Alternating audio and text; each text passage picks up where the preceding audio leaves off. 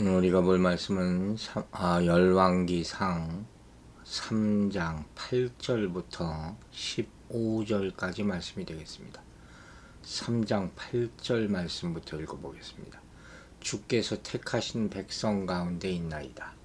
그들은 큰 백성이라 수요가 많아서 셀 수도 없고 기록할 수도 없사오니 누가 주의 이 많은 백성을 재판할 수 있사오리까. 듣는 마음을 종에게 주사 주의 백성을 재판하여 선악을 분별하게 하옵소서. 솔로몬이 이것을 구하며 그 말씀이 주의 마음에 든지라. 이에 하나님이 그에게 이르시되 내가 이것을 구하도다. 자기를 위하여 장수하기를 구하지 아니하며 부도 구하지 아니하며 자기 원수의 생명을 멸하기도 구하지 아니하고 오직 송사를 듣고 분별하는 지혜를 구하였으니 내가 네 말대로 하여 내게 지혜롭고 총명한 마음을 주노니 네 앞에도 너와 같은 자가 없었거니와 네 뒤에도 너와 같은 자가 일어남이 없으리라. 내가 또 내게 구하지 아닌 부귀와 영광도 내게 주노니 내 평생의 왕들 중에 너와 같은 자가 없을 것이라. 내가 만일 내 아버지 다윗이 행함같이 내 길로 행하며 내 법도와 명령을 지키면 내가 또 내 나를 길게 하리라. 솔로몬이 깨어보니 꿈이더라. 이에 예루살렘에 이르러 여호와의 언약궤 앞에 서서 번제와 감사의 제물을 드리고 모든 신하들을 위하여 잔치하였더라. 아멘. 여러분 평안하셨습니까? 제 감기가 굉장히 심하게 들죠. 코비드도 다시 또 재발 환자들이 늘어나고 있고, 저도 병원을 다녀오고 또 다녀올 그런 또 예약을 해놓았는데 여러분들도 급히 조심하시기를 바랍니다. 오늘 이 솔로몬이 하나님께 지혜를 구하는 장면이 계속되죠. 솔로몬이 왜 축복받았는가 하는 이유가 본문 가운데 나타나 있어요. 그 기도의 내용이 8절에 이어지는 거죠. 뭐라고 먼저 얘기하느냐? 그는 먼저 자신의 위치를 밝히고 있단 말이에요. 그게 무슨 소리냐? 8절이 주께서 택하신 백성 가운데 있나이다. 앞에 주의 종은이라는 말이 지금 생략되어 있거든요. 개역개정에는. 다시 말하면 주의 종은 주께서 택한 백성 가운데 있나이다. 6절, 7절, 8절, 9절에 계속해서 주의 종이란 말이 반복해서 나타나요. 이 개역개정에서는 여기서 생략되지만, 즉 이 말은 자신이 비록 이스라엘 왕이지만 하나님을 주인으로 모시고 하나님의 뜻에 순종하는 하나님의 종임을 먼저 인정하는 것이죠.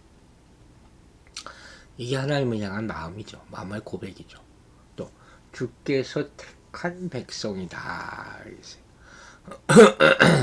여호와께서 이 지상 만민 중에서 자기 기업의 백성으로 택하신 누구? 이스라엘을 가리키는 말이죠. 직역하면 주께서 선택하신 주의 백성이라는 의미예요. 또한 이스라엘 백성을 가리켜서 이 왕되는 이 솔로몬이 나의 백성이라고 하지 않고 주의 백성이라 했어요. 다 하나님의 백성이고 자신은 그 백성 가운데 하나에 불과합니다. 이렇게 강조하고 있는 것이죠. 여러분, 이 세상의 왕권은 절대 권력이 있을 수가 없어요. 왕은 백성 가운데 하나님이 선택해서 세우시는 것을 보여주는 것이죠. 그리고 솔로몬, 왕된 이 사람이 이 개념을 고백하게 된 거죠. 그러니까 하나님이 기뻐하실 수밖에 없는 것이죠. 교만하지 않고 있으니까. 또 그들은 큰 백성이다. 수요가 많아서 셀 수도 없고 기록할 수도 없다. 이 말은 무슨 얘기냐? 일찍이 조상들에게 주어진 하나님의 약속을 회상하며 한 말이에요. 창세기에 나오는 그런 말들이에요. 한편 솔로몬 당시의 인구가, 이스라엘 인구가 얼마 있는지는 확실치 않지만 다윗이 그의 말년의 인구 조사를 실시했을 때 20세 이상의 성인 남자만 130만 명에 이르렀다는 기록이 있거든요. 그 사실 굉장히 많은 숫자죠. 또 여기서 수요가 많아서 셀 수도 없고 이런 표현이. 여러분 창세기 13장이 기억이 나죠. 이스라엘 조상 아브라함에게 그 후손들로 하여금 땅의 티끌, 하늘의 무별, 바다의 모래같이 번성하도록 축복하겠다. 다 이루어졌잖아요. 하나님은 약속을 지키시는 하나님이시다.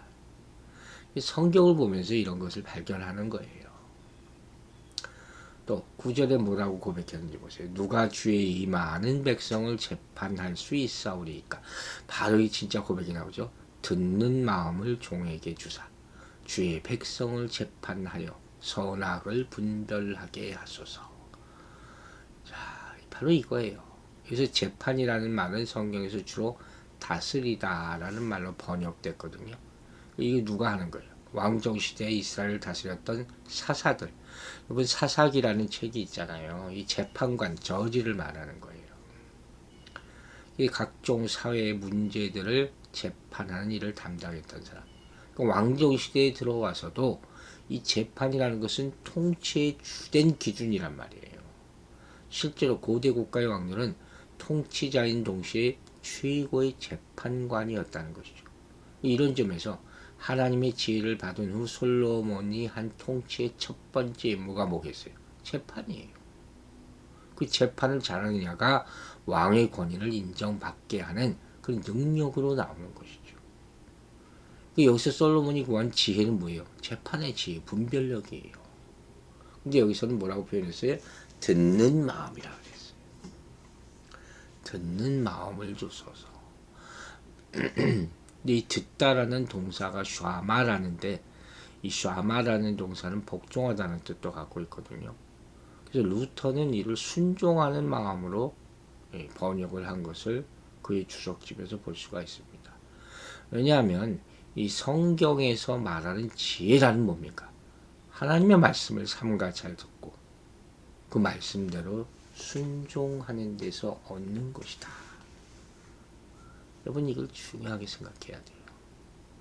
여하튼 솔로몬은 하나님의 말씀대로 하나님의 백성들을 올바르게 통치하고 재판하기 위해서 요구되는 총명과 분별력을 구했다는 것이죠.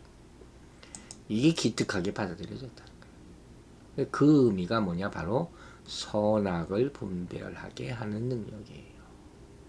여러분 통치자로서 백성들의 재반 문제에 대해서 옳고 그름을 잘 재판할 수 있게 하는 능력. 이거보다 더 좋은 게 어디 있어요? 만약에 통치자가 백성들 사이의 문제의 시시비비를 옳게 가르치지 못하면 그는 공의로우신 하나님의 대리자가 될 수 없는 거죠. 그뿐만 아니라 하나님의 백성을 다스릴 자격조차 없는 것이죠. 그러므로 솔로몬은 무엇보다도 이 선악을 분별케 하는 지혜로운 마음을 구했던 것이죠. 그러니까 이 솔로몬이 구한 이 지혜야말로 결코 추상적인 지혜가 아니라 실제적이고 구체적인 지혜죠. 그리고 이제 앞으로 내일 볼 이 16절부터의 판결이 그 유명한 판결, 그것이 이해가 되는 거예요. 그래서 10절에 그 말씀이 주의 마음에 든지라 이렇게 표현하고 있잖아요.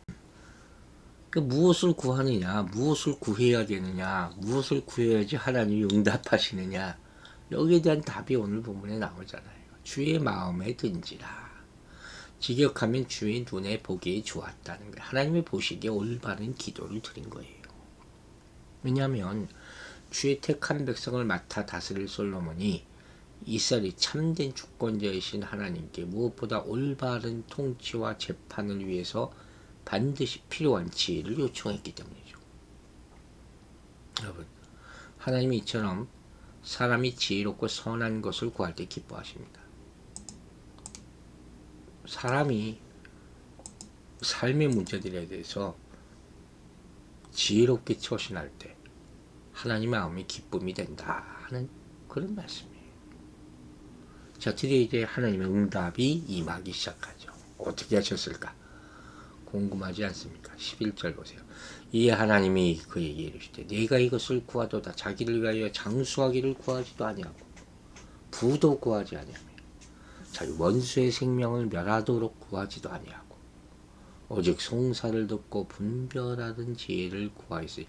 하나님이 이렇게 다시 얘기한 것은 아무리 생각해도 너무 기특해서 그런 것 같아요. 그러니까 하나님은, 솔로몬은 하나님의 백성을 다스려야 하는 무거운 책임과 관련해서 가장 필요한 것이 무엇인지를 정확하게 알았고 그걸 구한 거예요. 여러분, 예를 들어서 공부 잘하는 학생과 공부 못하는 학생이 가장 큰 차이가 뭔지 아세요? 못하는 학생은 미안한 얘기지만 뭘 모르는지를 몰라요. 틀린 거 또 틀리는 거예요. 잘하는 학생들은 자기가 모르는 것이 한 번 틀리면 정확하게 알고 그 다음에 안 틀려요. 그래서 질문의 초점이 명확하다는 거예요. 아시겠어요? 영적으로도 마찬가지예요. 기도할 때 이것 해달라 저것 해달라 정확하게 늘어놓고 횡설수설하면 이게 바로 영적으로 바르게 서 있지 못하다는 말이에요. 그렇죠?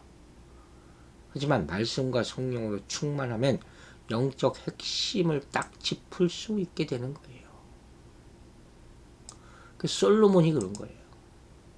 나중에는 그도 흐려졌지만 최소한 이때는 하나님 앞에 바로 서 있었기 때문에 가장 필요한 것이 무엇인지 정확하게 알고 그것을 구한 것이죠.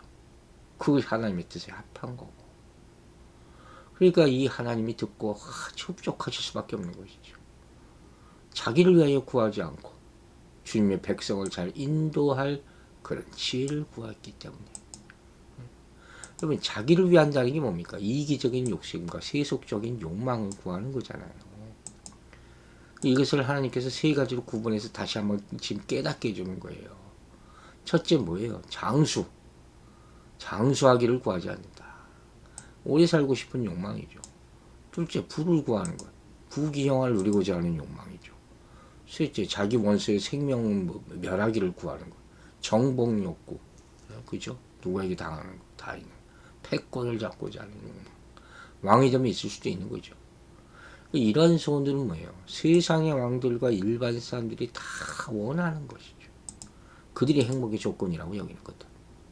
그런데 그런 것들 다 가져도 진정한 만족을 얻는 것이 아니라는 사실을 솔로몬이 이미 알고 있었다는 거예요. 이게 놀라운 거예요. 그래서 그런 것을 구하지 않고 하나님의 지혜를 구했다.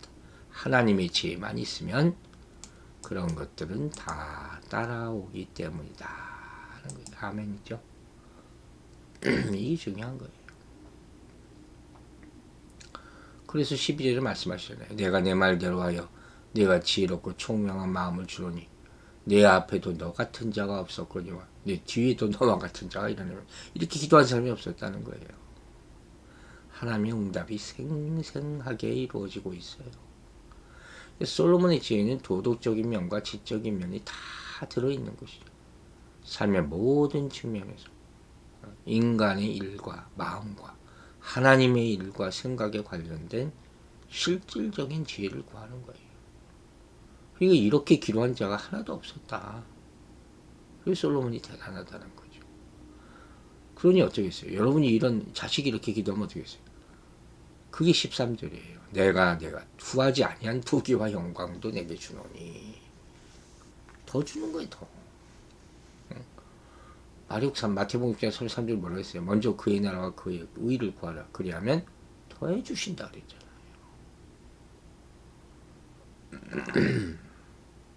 이스라엘 역사를 보면 부와 영광의 원천이신 하나님을 잊은 채 그 자체를 목적으로 구하는 자들에게는 벌이나 경고가 항상 있었잖아요. 그러나 하나님의 마음에 합당한 것이 우선이 되면 우리에게 필요한 것을 아시는 하나님께서는 여타 모든 것을 다 더해 주심을 믿으시기 바랍니다. 여러분, 자신이 원하는 것 조르지 말고 하나님이 원하시는 걸 구하세요. 기뻐하시는 것. 하나님은 우리가 구하는 것보다 더 많은 것을 주시는 분이라는 것을 믿으시기 바랍니다. 요즘 하나님께 구하고 있는 것이 정말 하나님을 기쁘게 할 만한 것인지 아니면 내 욕심 채우기 위한 것인지 돌아보세요. 열심히 기도하는 것도 중요하지만 바르게 구하고 하나님의 뜻대로 구하는 것이 더 중요하다는 것이죠. 또 여기서 더 하는 축복의 내용이 14절에 나오잖아요. 내가 만일 내 아버지 다윗의 행한 같이 내 길로 행하며 내 법도와 명령을 지키면 내가 또 내 날을 길게 하리라.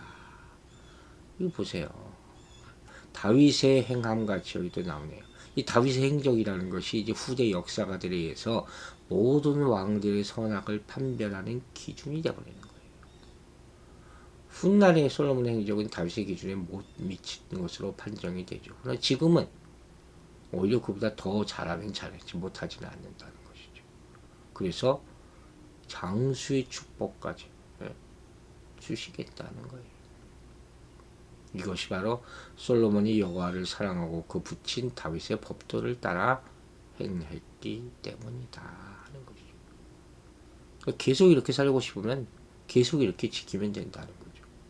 하지만 솔로몬도 말년에 점점 여호와의 길로부터 벗어나서 타락하고 맙니다. 그 결과 솔로몬은 내 날을 길게 하리라 하는 여호와의 축복을 실상은 받아 누리지 못해요. 왜냐면 솔로몬이 60세 안팎으로 죽고 말고 그게 장수했다고 볼 수는 없죠. 15절 마지막 보겠습니다. 솔로몬이 깨어봄이 꿈이더라. 예루살렘에 이르러 여호와의 언약궤 앞에 서서 번제와 감사의 제물을 드리고 모든 신하들을 위하여 잔치하였더라.